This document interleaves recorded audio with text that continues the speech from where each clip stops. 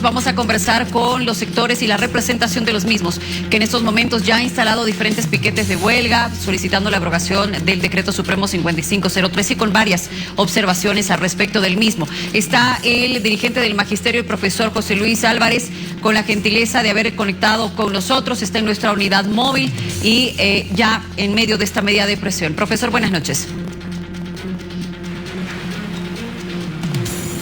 Muy buenas noches, un gusto. Igualmente, profesor, a ver, en primera instancia, ¿cuántas personas han asumido esta medida de presión? Estamos en el tercer piquete de huelga de hambre convocado por la Central Obrera Boliviana. Está el colega Felipe Loza, el secretario ejecutivo de secundaria, está por el Magisterio Paceño, y yo estoy como secretario de Cultura de la Central Obrera Departamental de La Paz. Muy bien, profesor. Sí, ahí estamos observando algunas imágenes de quienes estarían asumiendo esta medida de presión. ¿Ha habido algún acercamiento con las autoridades de gobierno en las últimas horas antes de tomar la determinación de asumir esta medida de presión? Y, profesor, también consultarle si están dispuestos a dialogar.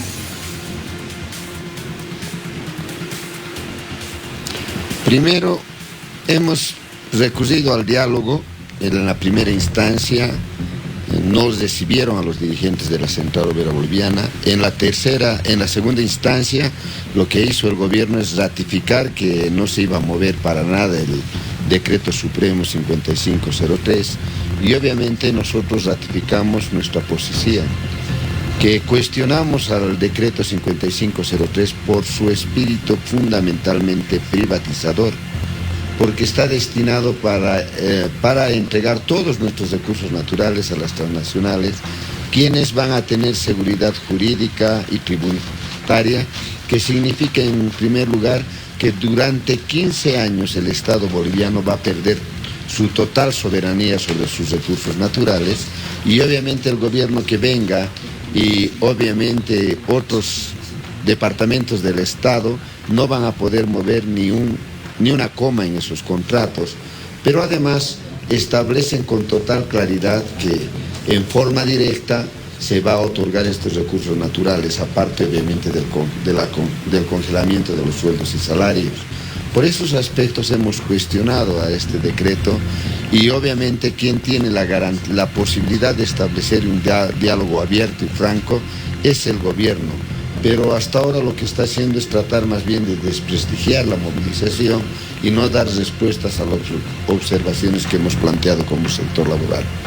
Señor Álvarez, ¿cómo está? Buenas noches. Gerardo Serrano lo saluda. Se ha determinado que el 2 de febrero se retorna a clases. Lo que escuchábamos por parte de su sector en estas movilizaciones es que si no se abroga el decreto 5503, ustedes como maestros no retornarían a las aulas.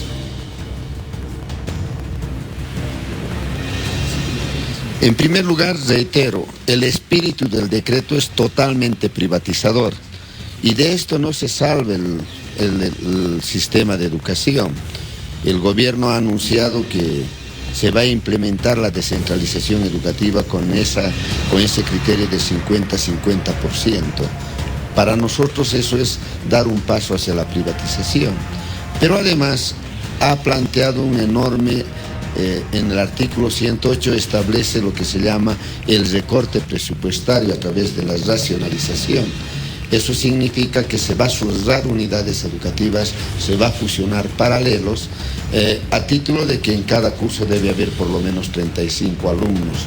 Pero también establece el congelamiento de los sueldos de todos los que dependemos del TGN. Solo se ha dado un incremento del 20% al mínimo nacional, y los maestros obviamente no ganamos el mínimo nacional, y pese a que se ha disparado tanto la elevación del costo de vida, vamos a tener esta cuestión lamentablemente de tener congelados los sueldos, que están afectando también inevitablemente a los padres de familia de nuestros estudiantes. Entonces, no retornan a clases si no se abroga el decreto.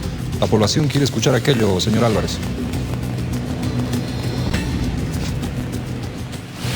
Inevitablemente, si no tenemos solución, con seguridad no vamos a tener que retornar a clases en condiciones normales. Perfecto. Ahora, profesor, la siguiente consulta, ¿van a masificar esta medida de presión? ¿Hay otros sectores que van a apoyar y sumarse a la misma con ustedes?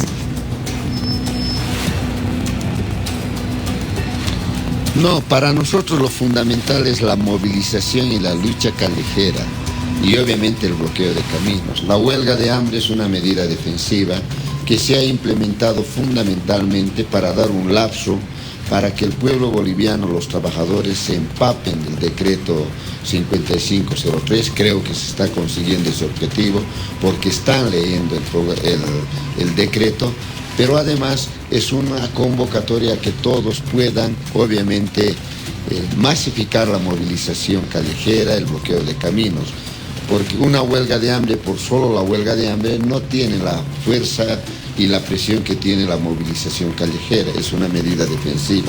En vez de masificar las huelgas de hambre, lo que se tiene que hacer es masificar las movilizaciones callejeras una vez que pasen las fiestas de fin de año. ¿Ustedes, profesor, estarían dispuestos a asistir a algún tipo de convocatoria a diálogo? Porque el gobierno ha indicado que van a seguir insistiendo en el diálogo y no van a aceptar imposiciones.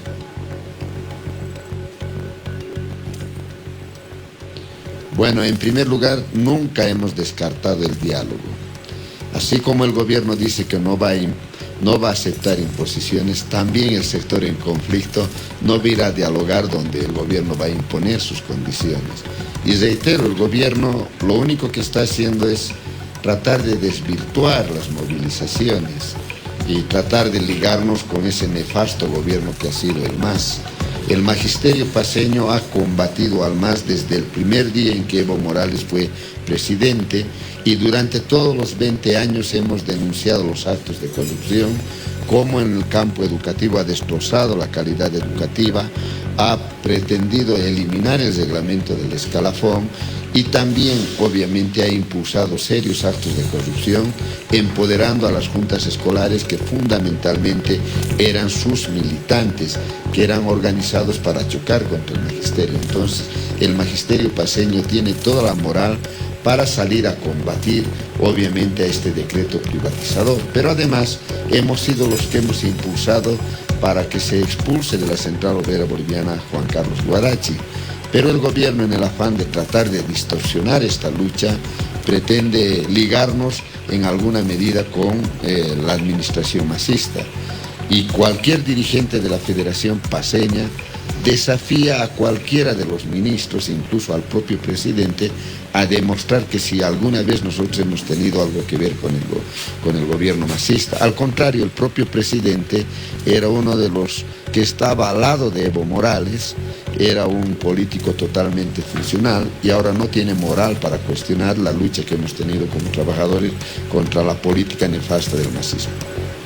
Ahora, profesor, entiendo que las observaciones que ustedes tienen van más allá del tema del precio de los hidrocarburos o el nuevo precio que ahora rige en el país, pero el gobierno ha sido enfático manifestando que esto va a permitir que haya mayor movimiento de recursos, que hayan empresas que puedan moverse más con mayor recursos, reitero aquello, y que esto genere ganancias para el país y que las mismas puedan invertirse en diferentes sectores como salud y educación. Bueno, eso hemos vivido desde los años 85, incluso desde el año 1900. Todos los gobiernos nos han indicado que traer inversiones del exterior va a significar desarrollo, va a significar industrialización. Y lamentablemente nada de eso ocurre. ¿Por qué? Porque las empresas transnacionales no vienen a hacer humanismo aquí a Bolivia, sino vienen a sacar nuestros recursos naturales, saquearlos y una vez que se agotan, se van. Esa ha sido la historia del pueblo boliviano. En el año 85 nos ha dicho que Bolivia se muere, creo que el abuelo o el tío del presidente actual, y obviamente lo único que ha hecho es entregar todos nuestros recursos naturales a las empresas extranjeras, han saqueado nuestros recursos naturales y se han ido. Ahora nos vuelven a plantear el mismo planteamiento de que las inversiones extranjeras van a generar fuentes de empleo, etc. Y eso es totalmente falso. los empresarios solo vienen a saquear nuestros recursos naturales y a no de industrializar el país. Eso estamos viviendo actualmente con el saqueo, por ejemplo, del oro, de la plata y de todos nuestros recursos naturales que están en manos de las transnacionales. Eso no ha cambiado para nada el gobierno de Evo Morales. Lo único que ha hecho es mostrar un rostro indígena, hacer creer que es un gobierno de los trabajadores, porque por su origen humilde de Evo Morales, cuando los hechos ha continuado aplicando la política neoliberal. Por esa situación para nosotros hemos reiterado 1.000.000 de veces en sentido de que los derechistas tradicionales son lo mismo que los masistas, que es la nueva derecha. Por esa situación nuestra lucha es totalmente independiente con referencia a cualquier gobierno de turno. Bien, profesor Álvarez, yo le agradezco mucho por atendernos, pese a estar ya asumiendo esta medida de presión, y voy a rescatar sus palabras. Nosotros siempre hemos estado abiertos al diálogo. Le agradezco mucho por este contacto con nosotros aquí en vivo.